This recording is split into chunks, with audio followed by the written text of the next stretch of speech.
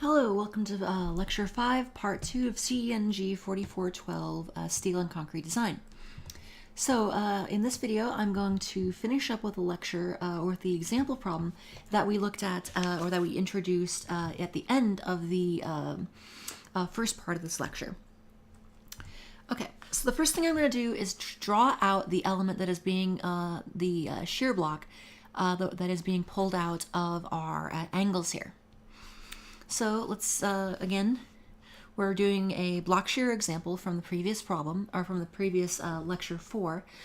Again, in lecture 4, what we did was we went through and checked this system here for both tension fracture and tension yielding for both the gusset plate and our angles here. So next, I'm going to draw out the geometry of the section that I assume is going to pull out or be sheared out. So working through this, let's draw this out and get our hands on the geometry first. So I have my section, and this thing is going to be 12 inches long. And where that's coming from is here. Well, the actual connection length from here, from center line to center line, is 9 inches, plus the additional 3 inches here to the edge of the plate. So that's going to be our 12 inches there. Okay, so we have that. And now let me draw the bolt holes to show exactly where this is being pulled from. Like this, and then we have a quarter bolt hole here. Then we have another line of bolt holes here, and then it's being pulled out like this, and a few more bolt holes here. Now, let me label the dimensions on here because we're going to need that for our calculations.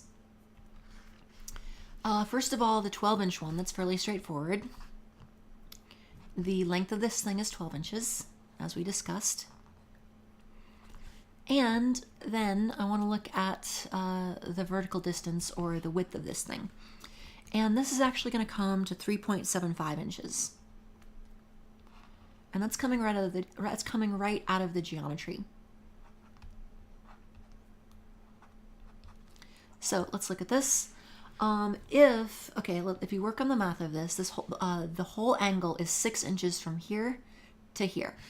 And I know that the distance from the bottom surface, the outermost surface of this here, to the middle of this bolt that must be a total of, let's see, that would be 4 3/4 inches. If you add 4 plus 1/2 plus 1/4, that's 4 3/4, which means that the distance from here, from the end of the plate, or from the end of the angles, to here, well, if we do some simple subtraction, of course, this must be 1 1/4 inches.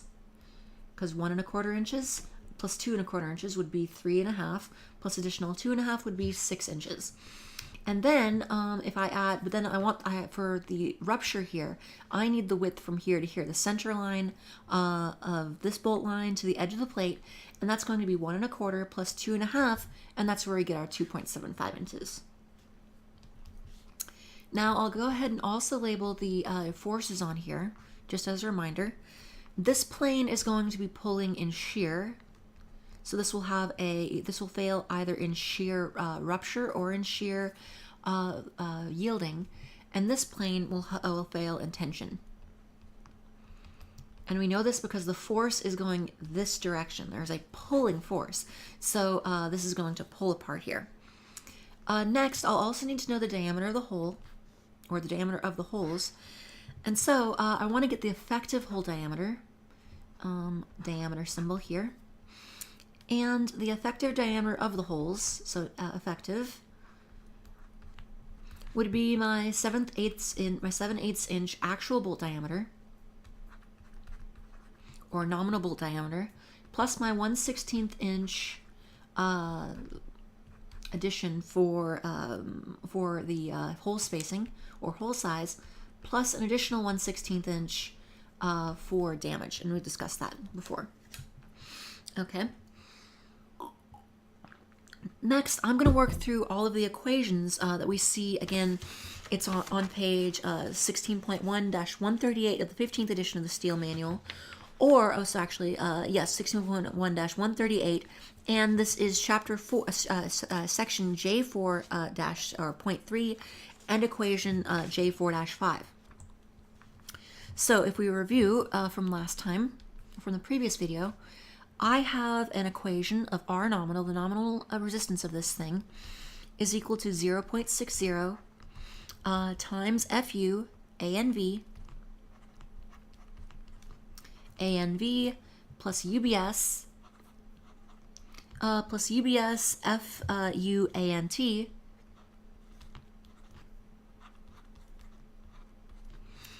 the area net tension, which is then less than or equal to 0.6 times FY area AGV plus UBS FU ANT.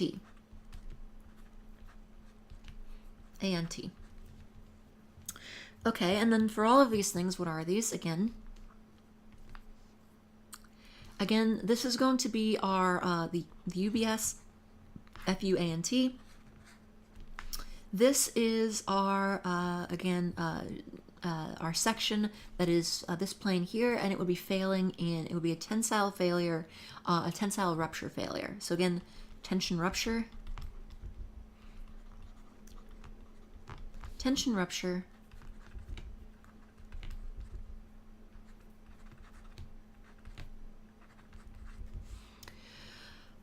and then we have here shear rupture, and here we have shear yielding.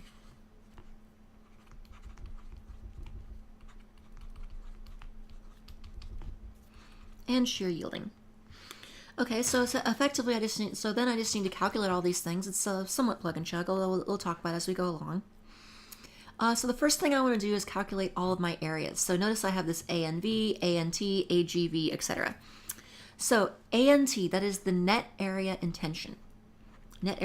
So this whole plane, I mean, we don't have tension along the entire 3.75 inches because there is a hole here and half a hole here. So area net tension is going to be, first I'm going to have put a 2 here. And that's because if we remember, I have 2 angles here. So any area that I calculate for these things is going to fail. There's going to be, I'm going to need to double that area to take into account the 2 angles. Then I'm going to multiply by the thickness, 2t, which we know to be 3/8 inch. So I'll just mark that here, 3/8 inch. Then I want to multiply by 3.75 minus 1.0 minus 1/2 times 1.0. What is this? Well, again, I am finding the area of this side here. And for one of the angles, I'm finding the net area anyway. This is going to be the whole length, which is 3.75, minus the 1 inch, that's the diameter of this bolt, minus 1/2 of 1 inch, which is half a diameter for this bolt. And if you multiply all that out, that comes to a net tension area of 1.6875 square inches. 1.6875 inches squared. Then AGV, which is going to be the gross shear area. I'm not going to need to do any kind of subtraction here because, again, gross means we're not subtracting anything. We're not subtracting any diameter of the bolts, etc. We're just talking about the gross area. And that's going to be 2t simply times 12 inches. And so that will be 2 times the thickness of 0.375 inches times 12, or 9 inches squared. This comes to 9 inches squared. 9 inches squared. And then the net shear area, ANV, is equal to 2t times, let's redo this in brackets, not parentheses, 12. Again, I want to find the net area of this plane here. And again, this is a plane that's going to be 12 inches long and 3/8 inches thick, but we have to subtract area lost due to the holes that are cut into that plane. 12 minus 3 times 1 inch. That is a quantity 3 times 1 inch, so that should also be a length of 12 inches. and this is, we're subtracting the diameter of this bolt, and this bolt. And then minus 1/2, half a bolt diameter, 1/2 times 1 inch. And that comes to a net shear area of 0.637, or just, sorry, not 0 point, just 6.375 inches squared, or square inches. 6.375 square inches. So we have our net tension area, we have our gross shear area, and our net shear area. The net tension area will be used for tension fracture, this term and this term. The gross shear area will be used for shear yielding, and the net shear area will be used for shear rupture. Okay, next I want to go and calculate some of these terms. So let's get these individual terms. Here, let's look at the terms. I want to calculate this term, and this term. Well, actually, yeah, this term, and this term. So here, 0.6 FU A and V. This is going to be equal to 0.6 times 58 KSI. That's the ultimate strength of our angle irons, times 6.375 square inches. The area we got previously, that's not squared, just inches squared. And that comes to a capacity of 221.9 kips. Then 0.6 FY AGV, 0.6 FY AGV equals 0.6 times 36 KSI times 9 inches squared. And then this equals 194.4 kips. So this is the capacity of our shear plane in rupture. This is the capacity of our shear plane in tension, or sorry, in our shear plane in yielding. So shear plane in rupture and shear plane in yielding. And then UBS, our UBS times FU A and T, and this is going to be equal to 0.5 times 58 KSI times 1.6875 square inches. Now, in the previous class, or in part 1 of this lecture, we did discuss the various ways to calculate, and that's 48.9 kips. We did discuss various arguments for what to use for UBS, and it is a source of contention, but for this here, I'm just going to assume, I'm just going to make that for this particular one, this looks like a problem where I'm probably not going to have uniform shear, because if you look at this, this is going to be, we're going to get some sort of stress concentration here. If you imagine tension stress lines flowing into this, I'm probably going to get some degree of stress concentration. So I'm just going to go ahead and say conservatively that UBS is equal to 0.5. Effectively, we are decreasing our allowable, what we're going to count on for tension shear, for tension tension rupture by 50% here. So we have our three quantities, and that means we then go and calculate our RN, our nominal resistance, using the following equation. We use the inequality. And there was some confusion during class about how we actually use, how these inequalities work. Again, the way you work these inequalities in the AISC manual is don't get too hung up on the fact that there's an inequality sign. It does not mean a true inequality. You're not comparing, you're not trying to determine whether one number is bigger than another. Please do not get too hung up on the inequality sign. A lot of people got confused on that in class for some reason, but don't get too hung up on the inequality sign. All this means is pick the smaller number. That's all it means. Calculate everything on the left side of the equation, calculate everything on the right side of the equation, and pick the smaller number. It's that simple. So Rn then is going to be, if I plug in, so first I need this 0.6 FU A and V, which this is 221.9 kips. 221.9 kips. And then I need to add plus the UBS FU and A and T, the tension rupture. And so that's going to be plus 48.9 kips.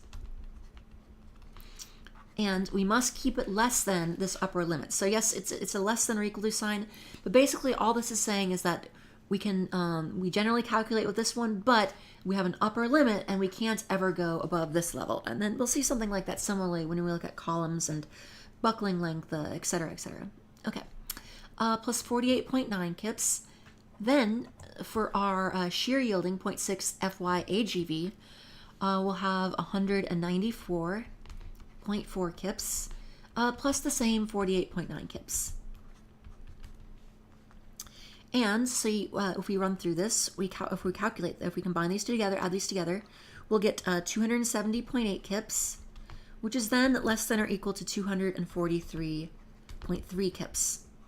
And so, again, the way we use this inequality is to say, well, by default we'll use this value, except if it goes over this value. So it turns out that we are exceeding our upper limit, so we're actually going to use this one. This one will control.